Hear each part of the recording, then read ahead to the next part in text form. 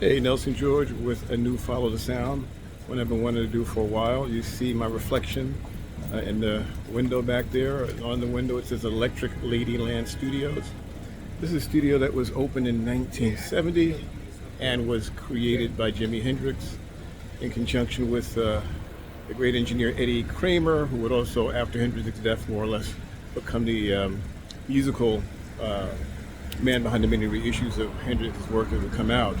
But Hendrix, when he started making money in '67, he bought this space along with his manager.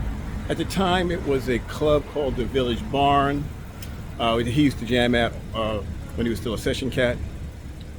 He wanted to keep it a bar, but he was advised smartly to turn it into a recording studio. The tragedy is that he did very little work here. In fact, the opening night party was held, I think, in August of '70. He flew to London right after that, and he would be dead in a few weeks. So he really didn't spend much time here, but the legacy of what he did here just lingers on and on.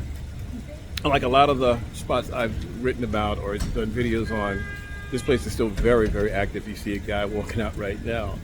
In the '70s, this is the spot where did Stevie Wonder recorded some of the most important albums of his career, and of Talking Book, fulfilling his first finale, a lot of Intervisions. So that incredible trilogy that really put him on the map in the early '70s as a solo star was done here. Patti Smith did her famous album Horses here. Chic recorded Le Freak, their mammoth single, here. So in the '70s, this was the place to be. In fact, Kiss, before they were Kiss, Gene Simmons, another member, did demos for what became Kiss here, and then came back and recorded the albums here. So this was a big place to be in the '70s. Its next big iteration was in the, hold on a second, there's a New York moment happening right now. So yeah, I'm gonna keep going. I think the sort of next most sort of storied section was in the '90s, when the Soulquarians came around. And when I say Soulquarians, we're talking about a group of people who were actually Aquarians, recorded together during the Neo Soul era. So we're talking The Roots, we're talking D'Angelo, Erykah Badu, Common, and Jay Dilla, all worked in here. And Electric Circus album by Common, much of Erykah Badu's first two albums, a lot of the Roots early work, all recorded here, and with people going in and out of, and obviously D'Angelo's important premiere record, Brown Sugar.